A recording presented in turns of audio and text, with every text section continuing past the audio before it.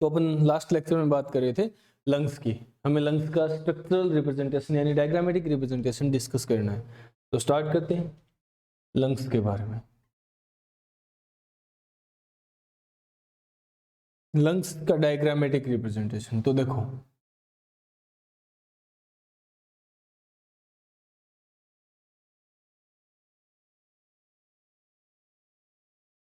Trachea है, trachea आकर के दो सब पाइप्स में डिवाइड हो गई। क्लियर है? प्राइमरी ब्रोंकाई या प्राइमरी ब्रोंकस, और हर एक ब्रोंकाई हर एक ब्रोंकस इंटर करता है इस तरह से बनाओ, या मोर करेक्ट होगा हम लोग शेप चेंज करके बनाते हैं, ज्यादा अच्छे तरह से समझ आएगा। हाँ, लंग्स फेफड़े होते हैं, फुफ्फुस। वे गधे, मैं शेप चेंज कर रहा हूँ तो ढंग से समझ थोड़ा सा इसे।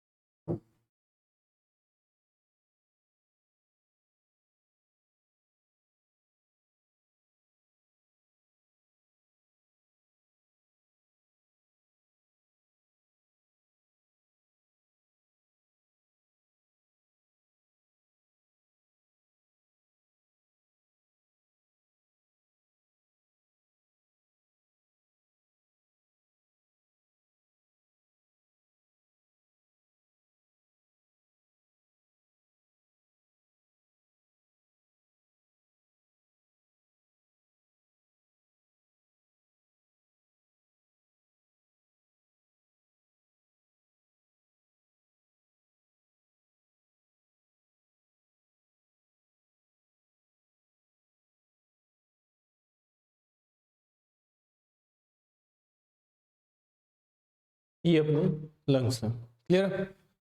ये इस साइड वाला राइट, क्लियर है, राइट लंग, और ये लेफ्ट लंग है।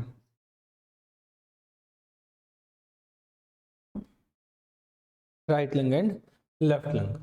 अब ये लंग्स जो हैं किस तरह का स्ट्रक्चर होते हैं, तो देखो हम लोगों ने राइट लंग के लिए टर्म यूज की थी, राइट लंग कैसा होता है? छोटा होता है और मोटा होता है। क्लियर है? तो देखो ये इस लंग के बजाय छोटा है, दोनों लंग्स में डिफरेंस है।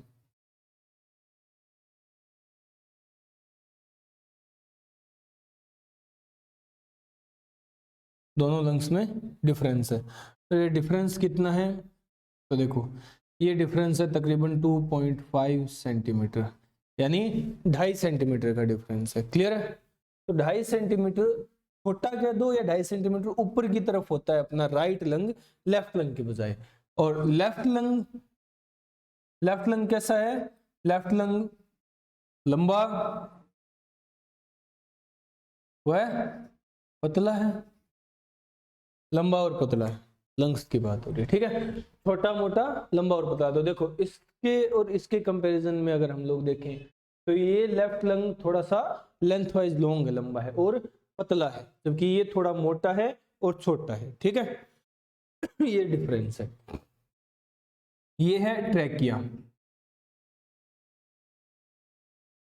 और ट्रैकिया की ये जो ब्रांचिंग है, ये ब्रांच है प्राइमरी ब्रोंकस, प्राइमरी ब्रोंकस, ये भी प्राइमरी ब्रोंकस है। अब डिफरेंस क्या होता है? जो प्राइमरी ब्रोंकस लेफ्ट लंग में एंटर करता है ना, उसकी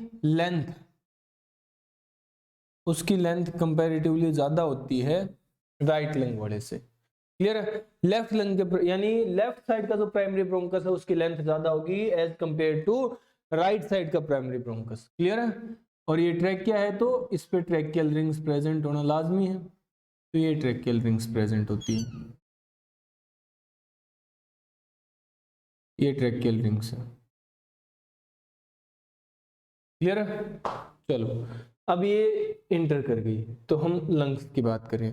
लंग्स की कवरिंग जो होती है, क्लियर है, लंग्स की कवरिंग को क्या कहा जाता है? तो ये लंग्स की कवरिंग है, एक तो आउटर और एक इनर। आउटर यानी पैराइटल,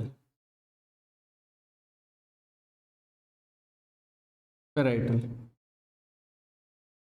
और इनर यानी विसरल। क्लियर है? Parietal covering, visceral covering. Parietal covering को नाम दिया जाता है प्लूरा, तो पैराइटल प्लूरा और विसरल प्लूरा, ये है लंग्स की कवरिंग। अब इन दोनों प्लूरल लेयर्स के बीच में ये जो स्पेस है, ये जो जगह है दोनों लेयर्स के बीच में, इस स्पेस को क्या कहा जाता है? इस स्पेस को कहा जाता है प्लूरल कैविटी। ये जो स्पेस है, मैं स्पेस डिनोट कर रहा हूं अभी, स्पेस है प्लूरल कैविटी। क्लियर है? और ये प्लूरल कैविटी भरी हुई है इस फ्लूइड से, इसे क्या बोलते हैं? Pleural fluid. तो pleural cavity filled with pleural fluid. Clear है? प्लूरल कैविटी में प्लूरल फ्लूइड भरा हुआ है। अब प्लूरल फ्लूइड क्या होता है, कितने अमाउंट होती है? तो प्लूरल फ्लूइड की अमाउंट है अप्रोक्सीमेटली 150 ml, 150 ml होता है प्लूरल फ्लूइड। क्लियर है? किस काम आता है, फंक्शन क्या है? तो ये रिड्यूस करता है फ्रिक्शन। लंग्स फंक्शनल है, ठीक है, कॉन्ट्रैक्ट होते हैं, रिलैक्स होते हैं, साइज में चेंज आता है, तो इन दोनों लेयर के बीच में फ्रिक्शन ना हो, इसलिए ये फ्लूइड डाला गया फ्रिक्शन को कम करने के लिए, तो रिड्यूस फ्रिक्शन। और किस काम आता है? तो ये प्रोटेक्ट करता है, प्रोटेक्ट फ्रॉम जर्क, अचानक से लगने वाले झटके से बचाता है। क्लियर है? समझ रहे हो? अब अगर किसी रीजन से इस प्लूरल फ्लूइड की अमाउंट बढ़ने लग जाए, इफ अमाउंट इंक्रीज, अगर अमाउंट बढ़ी प्लूरल फ्लूइड की, 150 ml से ज्यादा होने लग गया, तो क्या होगा? अगर ये 150 ml से ज्यादा होने लग गया तो जो कंडीशन बनेगी, जो डिसऑर्डर बनेगा, उसे हम लोग कहते हैं pleurisy disorder. Pleurisy disorder. Clear है? समझ रहे हो? तो ये है प्लूरेसी डिसऑर्डर। प्लूरेसी डिसऑर्डर के सिम्टम क्या होंगे? तो प्लूरेसी डिसऑर्डर में होगा चेस्ट पेन यानी डिसोपनिया, डिसोपनिया, डिसोपनिया यानी चेस्ट पेन होगा। क्लियर है? चेस्ट में पेन होगा।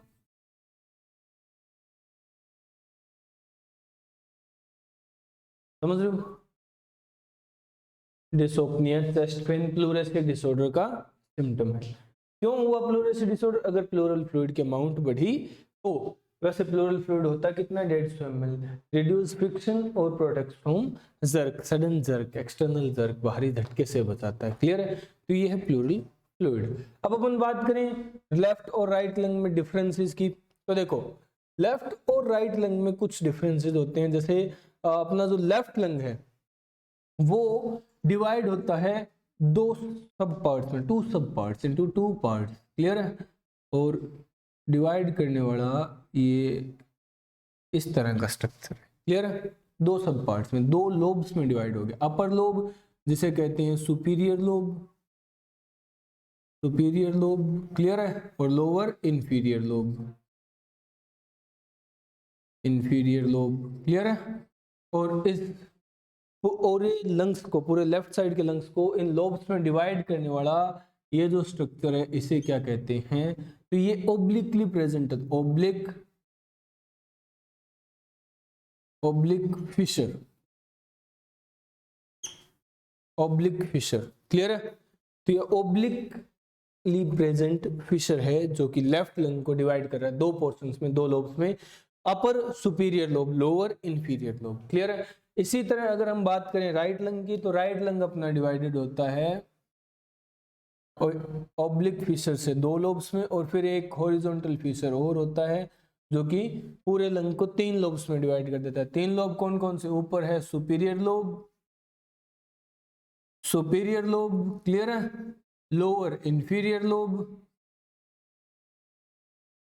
इंफीरियर लोब, और ये जो बीच में बच गया middle lobe. Middle lobe, clear है।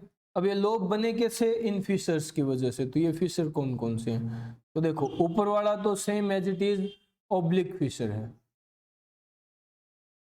ओब्लिक फिशर है, और नीचे वाला है हॉरिजॉन्टली प्रेजेंट, तो हॉरिजॉन्टल फिशर, क्लियर है। तो लेफ्ट लंग डिवाइड होता है दो सब पार्ट्स में, दो लोब्स में, क्लियर है। और राइट लंग तीन लोब्स में डिवाइड होता है, तीन सब पार्ट्स, सुपीरियर, मिडिल और इंफीरियर, क्लियर है। यहां प्रेजेंट होते हैं दो फिशर, ऑब्लिक और हॉरिजॉन्टल। लेफ्ट लंग में प्रेजेंट है सिर्फ एक फिशर, ऑब्लिक फिशर, क्लियर है। ये है लंग्स। अब जो अपना लेफ्ट लंग है उसमें थोड़ा सा स्ट्रक्चरल डिफरेंस है कि उसमें इस तरह की एक ग्रूव टाइप में बना हुआ है, ठीक है। ये ग्रूव क्या होता है, तो ये ग्रूव है, इसे हम लोग कहते हैं, ये है कार्डियक नोच, कार्डियक नोच। कार्डियक नोच क्या है, तो देखो कार्डियक नोच क्या है। कार्डियक नोच वो जगह है या वो खांच बनाई गई है लेफ्ट लंग के अंदर, किस वजह से, कार्डिया या हार्ट की वजह से, क्लियर है। तो हार्ट प्रेजेंट होता है, heart present in mediastinal space, mediastinal space, clear है। मीडियास्टर्नल स्पेस में प्रेजेंट होता है बिटवीन लंग्स, लंग्स के बीच में, क्लियर है, समझ रहे हो। हार्ट प्रेजेंट होता है मीडियास्टर्नल स्पेस में, लंग्स के बीच में। और हम लोग ऐसा क्यों कहते हैं कि फिर लंग सॉरी हमारा हार्ट लेफ्ट साइड है, तो ब्रैकेट में लिखना slightly, slightly tilted to left side, थोड़ा सा लेफ्ट साइड में खिसका हुआ है। अब हम लोगों की खिसकती है तो हमारे दिल की भी तो खिसक सकती है, इसकी खिसक गई और ये थोड़ा सा लेफ्ट साइड में घुस गया, जिसकी वजह से कार्डियक नोच बना है, क्लियर है। तो मीडियास्टर्नल स्पेस में लंग्स के बीच में हार्ट प्रेजेंट होता है और स्लाइटली टिल्टेड होता है लेफ्ट साइड की तरफ, जिसकी वजह से कार्डियक नोच बनी है, समझ रहे हो। तो ये है अपने लंग्स। लेफ्ट और राइट लंग के अंदर 2.5 सेंटीमीटर 2.5 सेंटीमीटर का डिफरेंस है, यानी लेफ्ट लंग राइट लंग के बजाय 2.5 सेंटीमीटर नीचे की तरफ होता है, लंबा होता है, ठीक है, लेंथ वाइज, क्लियर है। तो ये है अपनी लंग्स, निपटाओ इन्हें जल्दी, हो गया। चलो अब अपन बात करते हैं नेक्स्ट, ये हुई बात लंग्स की। तो लंग्स का स्ट्रक्चर समझ आया, अब अपन नेक्स्ट पॉइंट डिस्कस करते हैं। ये लंग्स हैं अपने, चलो अब लंग्स की हम लोगों ने क्या बताया, लंग्स में स्ट्रक्चरल फंक्शनल यूनिट क्या होती है, ये पॉइंट डिस्कस करते हैं, यानी लंग्स की स्ट्रक्चरल फंक्शनल यूनिट डिस्कस करते हैं। पहले भी बात कर चुके हैं, वो है एल्वियोलाई, तो एल्वियोलाई के बारे में डिस्कस करते हैं अपन, ठीक है। चलो तो हम बात करते हैं एल्वियोलाई के बारे में। एल्वियोलाई क्या है ये, तो वही structural and functional, structural and functional unit of lungs, lungs की स्ट्रक्चरल फंक्शनल यूनिट है एल्वियोलाई, क्लियर है। नेक्स्ट कि एल्वियोलाई कितनी होती है नंबर में, हमारे लंग्स में एल्वियोलाई कितनी है, तो एल्वियोलाई है अप्रोक्सीमेटली 300 to 350 मिलियन टोटल, 300 से 350 मिलियन होती है टोटल, यानी दोनों लंग्स की बात कर रहा हूं मैं, क्लियर है। ये एल्वियोलाई है। नेक्स्ट अगर अपन बात करें तो एल्वियोलाई कितना सरफेस एरिया कवर करती है, तो ये होता है अप्रोक्सीमेटली 100 मीटर स्क्वायर, क्लियर है, 100 मीटर स्क्वायर सरफेस एरिया। ये क्या है, तो भाई एल्वियोलाई हम लोग कह रहे हैं बलून शेप्ड स्ट्रक्चर्स होती हैं, बलून शेप्ड स्ट्रक्चर्स हैं, या ये पॉइंट नोट नहीं करते, जस्ट समझ लो बलून शेप्ड स्ट्रक्चर्स हैं। तो अगर इन बलून्स को फाड़ करके, इनको खोल करके एक एक एक एक को ऐसे बिछाया जाए तो ये कितना एरिया कवर कर लेंगी? तो अप्रोक्सीमेटली 100 मीटर स्क्वायर एरिया ये कवर कर सकती हैं। ठीक है, 350 से 350 मिलियन के करीब होती हैं एल्वेलाई दोनों लंग्स में। टोटल लिखा है ना मैंने, तो दोनों लंग्स की बात कर रहा हूँ। नेक्स्ट कि ये इर्रेगुलर होती है, इर्रेगुलर वॉल्स हैं इसकी। क्लियर है? यानी कतई इस तरह नहीं है, समझ रहे हो? इर्रेगुलर वॉल्स हैं इस तरह, समझ रहे हो? ये है। नेक्स्ट, इर्रेगुलर वॉल्स होने के साथ साथ हाईली वस्कुलराइज्ड है, हाईली वस्कुलराइज्ड है। वस्कुलराइज्ड होने का मतलब ब्लड वेसल्स बहुत सारी हैं इसके पास, यानी ब्लड वेसल्स ज्यादा हैं, ब्लड वेसल्स ज्यादा है, हाईली वस्कुलराइज्ड है। क्लियर है? समझ रहे हो? तो ये है हमारी एल्वेलाई। अब एल्वेलाई में होते हैं कुछ सेल्स, एल्वेलाई के सेल्स इंपॉर्टेंट है। ठीक है, तो एल्वेलाई में कितने सेल्स होते हैं, कितने टाइप के सेल्स होते हैं? तो एल्वेलाई अपनी ऑल ओवर कितने टाइप के सेल्स रखती है? तो देखो एल्वेलाई रखती है 3 तरह के सेल्स। कौन कौन से? First, pneumocyte cells. क्लियर है? Pneumocyte cells. Second, dust cell, second है डस्ट सेल। और थर्ड है कोन पोर सेल्स, कोन पोर सेल्स। 3 तरह के सेल्स हैं। क्लियर है? न्यूमोसाइट्स, डस्ट सेल्स और कोन पोर सेल्स। नोट करो ये।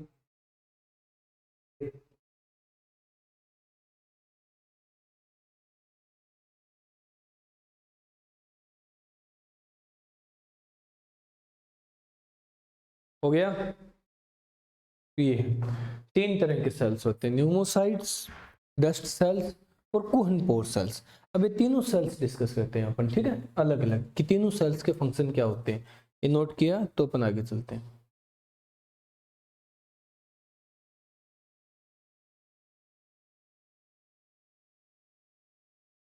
हम लोग बात कर रहे हैं एल्वेलाई के सेल्स की, और सेल्स हम लोगों ने बताए 3 तरह के हैं। ठीक है, सेल्स फर्स्ट ऑफ ऑल अपन डिस्कस करते हैं न्यूमोसाइट्स, न्यूमोसाइट सेल्स। क्लियर है? न्यूमोसाइट सेल्स जो है ये 2 तरह के होते हैं, 2 तरह के हैं न्यूमोसाइट सेल्स। कौन कौन से? Pneumocyte first and pneumocyte second. Clear है? 2 तरह के न्यूमोसाइट सेल्स हैं, pneumocyte first and pneumocyte second. अब न्यूमोसाइट फर्स्ट और न्यूमोसाइट सेकंड में क्या फंक्शन होता है, या इन दोनों में डिफरेंस क्या है? तो देखो न्यूमोसाइट फर्स्ट जो है, न्यूमोसाइट फर्स्ट ये सिंपल स्क्वेमस एपिथेलियम होता है, सिंपल स्क्वेमस एपिथेलियम है इन सेल्स के पास। और ये क्या करते हैं? गैसियस एक्सचेंज, गैसियस एक्सचेंज का काम है न्यूमोसाइट फर्स्ट का। क्लियर है? न्यूमोसाइट फर्स्ट का काम है गैसियस एक्सचेंज का। अब न्यूमोसाइट सेकंड पे आते हैं। न्यूमोसाइट सेकंड जो सेल्स हैं ये है क्लारा सेल्स, क्लारा सेल्स, इनका नाम है क्लारा सेल्स। क्लियर है? और ये इंपॉर्टेंट है, मैं स्टार पॉइंट डाल रहा हूं, मतलब ये इंपॉर्टेंट है पॉइंट। क्यों? क्योंकि क्लारा सेल्स क्या करते हैं? Clara cells secrete, secrete lecithin,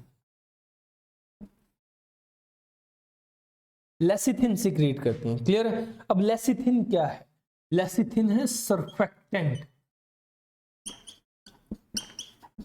surfactant, surfactant का मतलब क्या होता है, तो ये ऐसे सब्सटेंस है जो रिड्यूस करते हैं, रिड्यूस सरफेस टेंशन,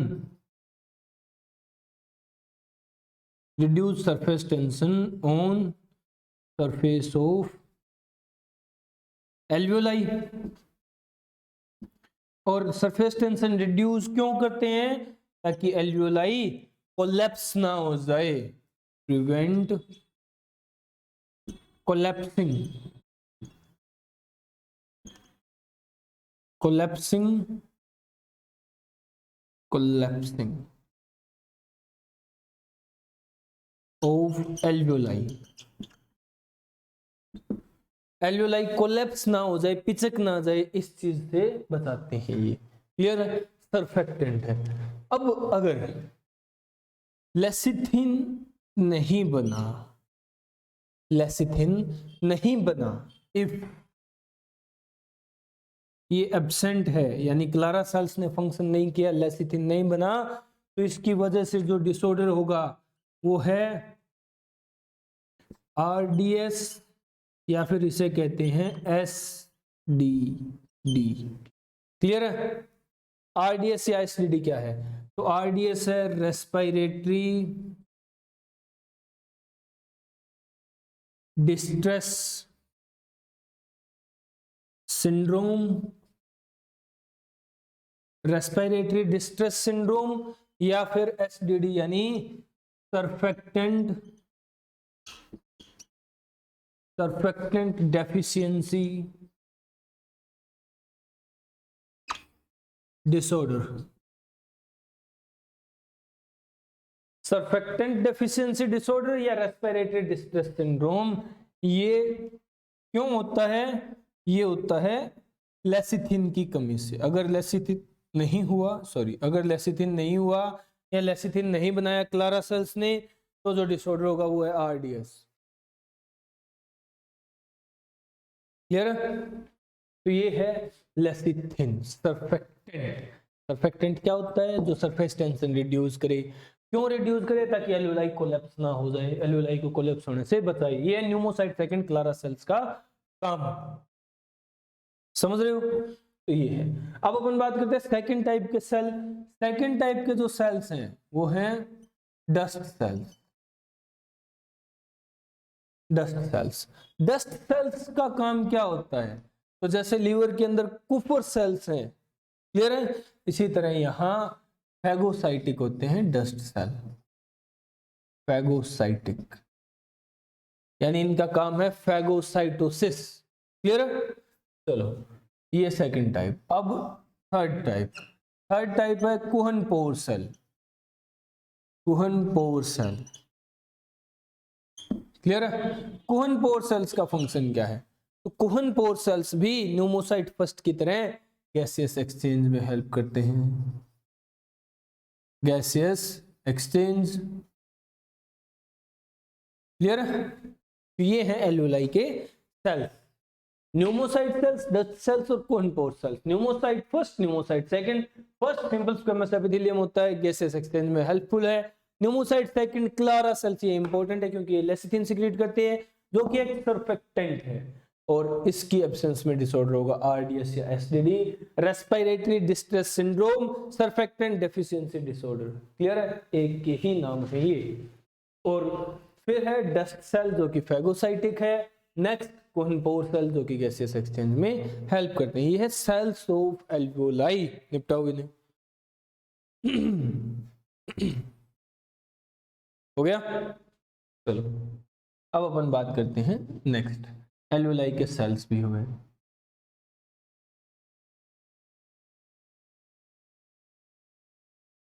तो ये है लंग्स की स्ट्रक्चरल फंक्शनल यूनिट एल्वियोलाई।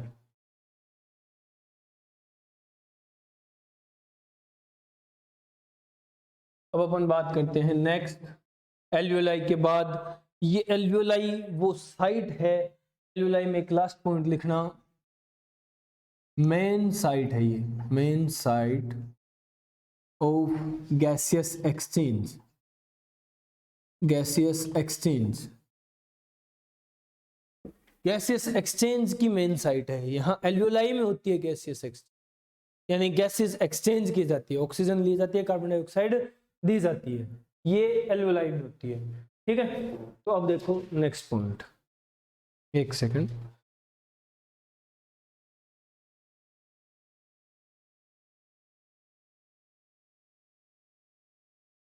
चलो, तो अब हम बात करते हैं नेक्स्ट पॉइंट की। हम लोगों ने कहा कि एल्वेओलाई मेन साइट है गैसियस एक्सचेंज की। कैसे? तो यहाँ गैसियस एक्सचेंज के लिए जो सरफेस होती है वो बनती है गैसियस एक्सचेंज की सरफेस। इसे हम लोग क्या कहते हैं? ये है रेस्पिरेटरी मेम्ब्रेन, या फिर जिस मैकेनिज्म से गैसियस एक्सचेंज होता है, गैसेस एक्सचेंज की जाती है, वो मैकेनिज्म डिफ्यूजन मेम्ब्रेन। क्लियर है? तो हम लोग डिस्कस कर रहे हैं रेस्पिरेटरी मेम्ब्रेन या डिफ्यूजन मेम्ब्रेन या respiratory surface. Respiratory surface clear है? तो ये सरफेस कैसे बनती है, नाम पहले क्लियर करो। रेस्पिरेटरी सरफेस, रेस्पिरेटरी मेम्ब्रेन यानी वो मेम्ब्रेन, वो सरफेस जहां रेस्पिरेशन होगा यानी गैसेस एक्सचेंज होगा। क्लियर है? डिफ्यूजन वो मैकेनिज्म जिसकी हेल्प से गैसेस एक्सचेंज किया जाता है, यानी गैसेस एक्सचेंज होती है, ऑक्सीजन ली जाती है, कार्बन डाइऑक्साइड दी जाती है। कैसे? तो डिफ्यूजन मैकेनिज्म है। क्या बताता है डिफ्यूजन? डिफ्यूजन बताता है कि कोई सब्सटेंस है, उसकी एक नॉर्मल टेंडेंसी रहती है कि वो मूव करे, कहां से कहां? वो मूव करे जहां उसकी कंसंट्रेशन हाई है उस जगह से जहां उसकी कंसंट्रेशन लो है, कम है, उस जगह। यानी डिफ्यूजन हमें बताता है किसी भी चीज में एक नॉर्मल टेंडेंसी होती है, जहां उस जैसे ज्यादा है उस जगह से निकल करके कहां जाए, जहां उस जैसे कम है। समझ रहे हो? The movement of particles from the region of higher concentration to the region of lower concentration according to the concentration gradient till equilibrium, ये डिफ्यूजन होता है। यानी हाई कंसंट्रेशन रीजन से पार्टिकल्स का मूव करना लो कंसंट्रेशन रीजन की तरफ, कैसे? कंसंट्रेशन ग्रेडियंट के अकॉर्डिंग। क्लियर है? और कब तक? जब तक इक्विलिब्रियम स्टेट ना आ जाए। समझ रहे हो? डिफ्यूजन है, तो ये डिफ्यूजन होता है गैसियस एक्सचेंज में। क्लियर है? यानी गैस एक्सचेंज होती है इस डिफ्यूजन मैकेनिज्म की हेल्प से, और कहां? डिफ्यूजन मेम्ब्रेन के थ्रू। क्लियर है? चलो, तो अब हम डिफ्यूजन मेम्ब्रेन बनाते हैं। हम लोगों ने कहा एल्वियोलाई मेन साइट है गैस एक्सचेंज करने की, गैसियस एक्सचेंज की। कैसे है? तो देखो अभी पता चलेगा।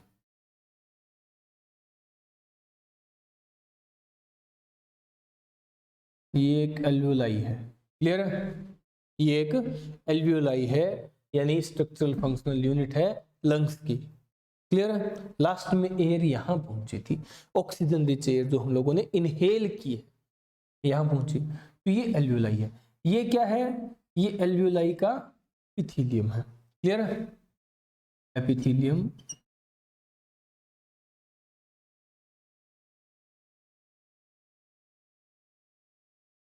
एपिथेलियम ऑफ एल्वियोलाई या एल्वियोलर एपिथेलियम। क्लियर है? ये है। अब यहाँ गैस एक्सचेंज करनी है, यहाँ ऑक्सीजन पहुंच चुकी है, ऑक्सीजन आ गई। क्लियर है? अब ये ऑक्सीजन यहाँ से कहाँ जाएगी? ब्लड में जानी चाहिए। क्लियर है? और ब्लड लेकर के आया है कार्बन डाइऑक्साइड, तो यहाँ से कार्बन डाइऑक्साइड आएगी जो कि बाहर निकाल दी जाएगी। क्लियर है? तो ये मैकेनिज्म देखना है हमें। समझ रहे हो? तो यानी एल्यूलाई के साथ गैस एक्सचेंज करता है ब्लड। ब्लड कैसे फ्लो करता है? तो ब्लड फ्लो करता है ब्लड वेसल से, तो यहां है ब्लड वेसल्स, यहां ब्लड वेसल्स है, ये है वो ब्लड वेसल। क्लियर है? ये वो ब्लड वेसल है जिसके अंदर से ब्लड फ्लो होकर के आ रहा है। क्लियर है? चलो, तो ये क्या है? ये स्ट्रक्चर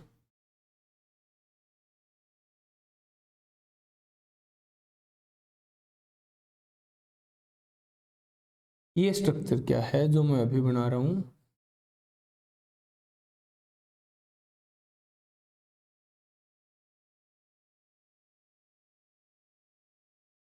ये है ब्लड वेसल का एपिथेलियम। क्लियर है?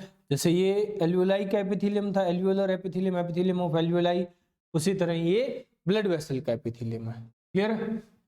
Epithelium of blood vessel, epithelium of blood vessel. Clear है? और इन दोनों को एक क्लोज प्रोक्सिमिटी में अरेंज रखने वाला एक मेम्ब्रेनस स्ट्रक्चर यहां होता है, जिसे हम लोग कहते हैं ये है basement membrane, basement membrane. Clear है? तो ये बेसमेंट मेम्ब्रेन, तो यहां गैस एक्सचेंज की जाएगी। ब्लड जो कि डीऑक्सीजनेटेड था, मैंने ब्लू कलर से रिप्रेजेंट किया है, कार्बन डाइऑक्साइड लेकर के आ रहा है, और वो कार्बन डाइऑक्साइड यहां भेज दी जाएगी। क्लियर है? जबकि बाहर से जो एयर आई है इनहेल की, वो ऑक्सीजन लेकर के आई है, और ये ऑक्सीजन ब्लड को दे दी जाएगी। कैसे? ये इस तरह से, यहां से ये ऑक्सीजन ब्लड को दे दी जाएगी। क्लियर है? तो ब्लड ऑक्सीजनेटेड हो गया, प्योर हो गया, इसलिए मैंने रेड से रिप्रेजेंट किया है। तो ये क्या है? ये है ब्लड वेसल, ये है ब्लड वेसल, एल्वियोलाई है, ये एल्वियोलाई है।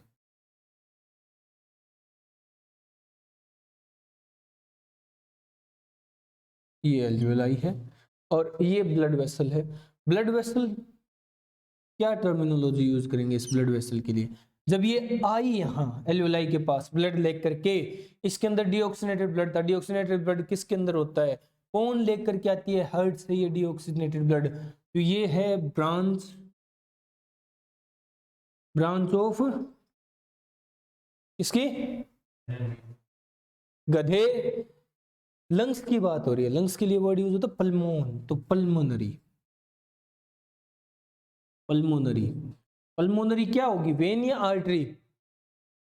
तो ये हार्ट से ब्लड लेकर के आ रही है यहाँ, तो लंग्स के अंदर ब्लड लेकर के आने वाली ब्लड वेसल, हार्ट से दूर लेकर के जाने वाली ब्लड वेसल आर्टरी होती है। तो ये है पल्मोनरी आर्टरी।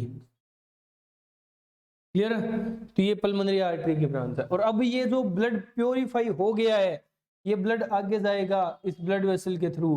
तो अब ये ब्लड वेसल क्या कहलाएगी? गैसेस एक्सचेंज होने के बाद ये है branch of pulmonary, pulmonary vein. Clear है? और इस वेन में जो ब्लड फ्लो कर रहा है, इस वेन में जो ब्लड फ्लो कर रहा है, वो ब्लड कैसा होगा? अबे वो ब्लड कैसा होगा?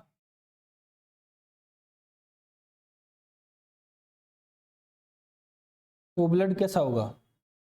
पहले जब आया उस वक्त, यानी पल्मोनरी आर्टरी के ब्रांच में जो ब्लड था वो कैसा था? इम्प्योर, इम्प्योर यानी डीऑक्सीजनेटेड, डीऑक्सीजनेटेड ब्लड था। क्लियर है? और अब जो जा रहा है इस ब्रांच के थ्रू, ये क्या है? ये प्योर या फिर ऑक्सीजनेटेड, ऑक्सीजनेटेड ब्लड है।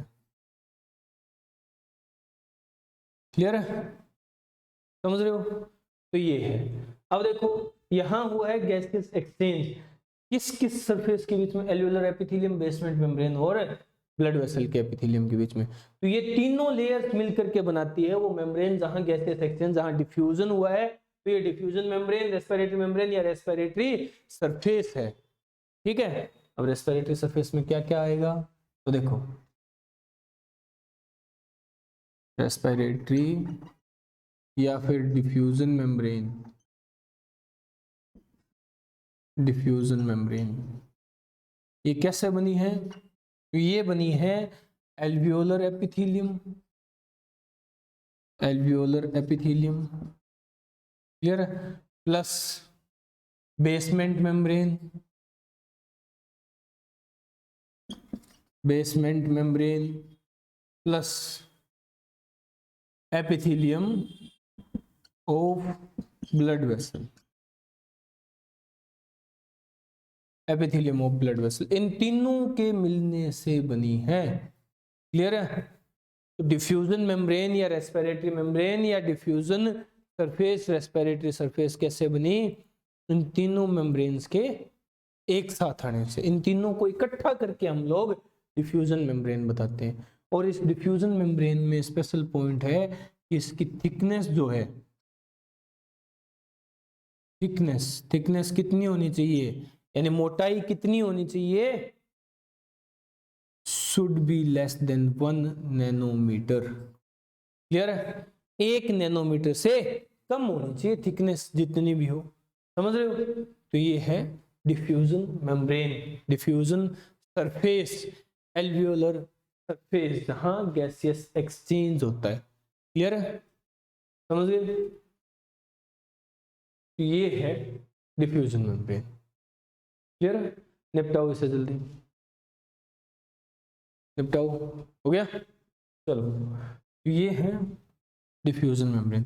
अब यहां गैसियस एक्सचेंज हो रहा है, यानी गैसियस एक्सचेंज की जा रही है। ऑक्सीजन ब्लड को दी जा रही है और ब्लड से कार्बन डाइऑक्साइड ली जा रही है। अब ये कैसे होगा?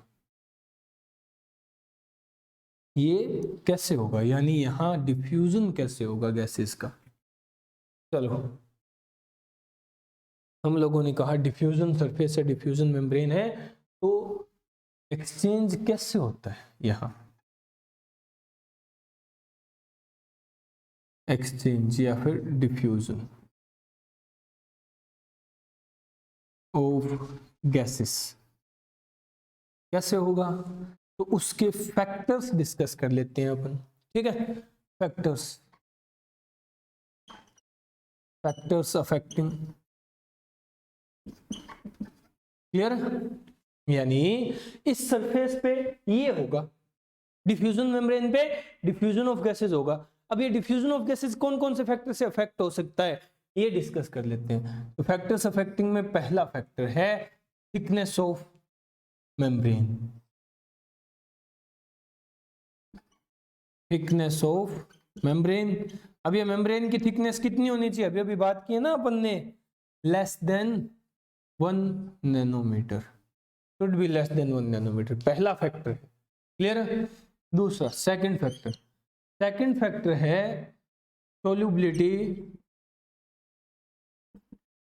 सोल्युबिलिटी ऑफ गैसेस, गैसेस की सोल्युबिलिटी, गैसेस कितनी सोल्यूबल है। क्लियर है? तो ये सोल्युबिलिटी में हम एक ऑर्डर डिस्कस करते हैं। सोल्युबिलिटी का ऑर्डर किस तरह से होगा? तो देखो, सोल्युबिलिटी का ऑर्डर होगा, सबसे ज्यादा सोल्यूबल है कार्बन डाइऑक्साइड, उससे कम है ऑक्सीजन, और उससे कम सोल्यूबल होती है नाइट्रोजन। क्लियर है? और ये कार्बन डाइऑक्साइड ऑक्सीजन मैन है, तो इनके बीच में डिफरेंस कितना होता है? तकरीबन 20 टाइम्स का। क्लियर है? 20 टाइम्स ज्यादा सोल्यूबल है। समझ रहे हो? चलो, ये तो है सोल्यूबिलिटी। नेक्स्ट फैक्टर है एफिनिटी टुवर्ड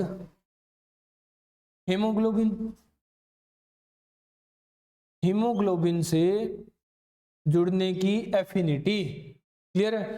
हीमोग्लोबिन से कितनी जुड़ती है गैसेस, ये एफिनिटी। तो ये एफिनिटी देखो, एफिनिटी का ऑर्डर भी कुछ इसी तरह का आएगा। सबसे ज्यादा एफिनिटी होती है कार्बन मोनोऑक्साइड की, फिर होती है ऑक्सीजन की, और फिर होती है कार्बन डाइऑक्साइड की। क्लियर है? कार्बन मोनोऑक्साइड, ऑक्सीजन, और फिर कार्बन डाइऑक्साइड। कैसे? तो देखो भाई, कार्बन मोनोऑक्साइड ऑक्सीजन की बजाय तकरीबन 200 गुना ज्यादा, 200 टाइम्स ज्यादा एफिनिटिव है, ज्यादा एफिनिटी रखती है हीमोग्लोबिन से जुड़ने की। क्लियर है? इसीलिए कहते हैं अंधेरी रात में, बंद कमरे में, कुंडी लगा के, लाइट बंद करके, खिड़कियां बंद करके, अंगीठी जला के नहीं सोना चाहिए। समझ रहे हो? काहे नहीं सोना चाहिए? तो देखो भाई, अंगीठी बहुत इंपॉर्टेंट है बायोलॉजी में, कई जगह डिस्कस करते हैं हम लोग। अंगीठी यहाँ क्यों बात कर रहे हैं? तो अंगीठी में क्या करते हैं हम लोग, कोयले को सुलगाते हैं, ठीक है। नहीं, एक मिट्टी का या लोहे का बना हुआ ऐसा बर्तन होता है जिसमें कोयले डाल के हम लोग उन्हें सुलगा के छोड़ देते हैं, जलाते नहीं है, सुलगा के छोड़ देते हैं, हाँ कह सकते हो उस तरह। क्लियर है? तो सुलगा के छोड़ देते हैं यानी वो, अगर देश की भाषा में कहें, दुखते रहते हैं कोयले। अब सुलगाते हैं हम लोग, तो सुलगने में और जलने में फर्क है। अगर कोयला यानी कार्बन जला तो उसकी होगी कंप्लीट डिकम्पोजिशन, कंप्लीट कंबस्शन, तो बनेगी कार्बन डाइऑक्साइड। अगर वो सुलगा या धुका जो अपन बोलते हैं, ठीक है, मतलब अगर सुलग रहा है तो उसकी होगी पार्शियल कंबस्शन। क्लियर है? और पार्शियल कंबस्शन में बनता है कार्बन मोनोऑक्साइड, और कार्बन मोनोऑक्साइड की होती है एफिनिटी 200 गुना ज्यादा। ये भाग भाग के सोते हुए अपने सांस के थ्रू जाएगी और हीमोग्लोबिन से जुड़ जाएगी। हीमोग्लोबिन से 200 गुना ज्यादा प्रेम करती है, ये मोहब्बत करती है ऑक्सीजन के बजाय। अब मोहब्बत इसकी ज्यादा स्ट्रोंग है, ये ज्यादा जुड़ी रहेगी, उससे ज्यादा चिपकी रहेगी, छोड़ेगी नहीं हीमोग्लोबिन को, ऑक्सीजन जुड़ नहीं पाएगा। अब ऑक्सीजन जुड़ नहीं पाया तो ऑक्सीजन पहुंचा नहीं सेल्स तक ऑक्सीजन नहीं पहुंचा तो सेल्स की डेथ होने लग जाएगी और तुम लोग सोओगे, सोते रह जाओगे। इसीलिए अंधेरी रात में, ठंड में, बंद कमरे में अंगीठी जला के नहीं सोना चाहिए, ठीक है। चलो, ये है एफिनिटी फैक्टर। क्लियर? नेक्स्ट जो फैक्टर अफेक्ट करता है, नेक्स्ट फैक्टर है partial pressure. Partial pressure of gases. Partial pressure से हम लोग क्या बताते हैं कि भाई गैसेस की कंसंट्रेशन, पार्शियल प्रेशर हम लोग कंसंट्रेशन पे मापते हैं। क्यों? क्योंकि जिसकी कंसंट्रेशन जितनी ज्यादा होगी वो उतना ज्यादा जाएगा, ठीक है, समझ रहे हो, उतना ज्यादा जुड़ेगा, उतना ज्यादा ट्रांसपोर्ट होगा, उतना ज्यादा डिफ्यूज होगा। तो पार्शियल प्रेशर कैसे मापा जाता है? पार्शियल प्रेशर कहा जाता है, अगर हम स्टैंडर्ड एटमॉस्फेरिक प्रेशर माने 1 एटीएम होता है ना, उस 1 एटीएम 760 mmHg में से अगर हम लोग कहें कि इतना हिस्सा ऑक्सीजन लगा रही है, इतना प्रेशर ऑक्सीजन लगा रही है, तो क्या होगा, सारी गैसेस के प्रेशर में से ऑक्सीजन का प्रेशर यानी ऑक्सीजन का हिस्सा, ऑक्सीजन का पार्शियल प्रेशर, ठीक है। इसी तरह कार्बन डाइऑक्साइड का निकालेंगे, तो ऑक्सीजन का पार्शियल प्रेशर हम लोग निकालते हैं PO2 से डिनोट करते हैं। निकालेंगे कैसे? तो निकालना सीखो। देखो ऑक्सीजन का पार्शियल प्रेशर, चलो तो देखो हम लोग बात कर रहे हैं 1 नैनोमीटर 760 mmHg होता है, और उसके अंदर यानी एनवायरमेंट में ऑक्सीजन की परसेंटेज कितनी है? 21% है। क्लियर है? और हमें निकालना है पार्शियल प्रेशर परसेंटेज में, सॉरी mmHg में, तो इस तरह से निकलेगा।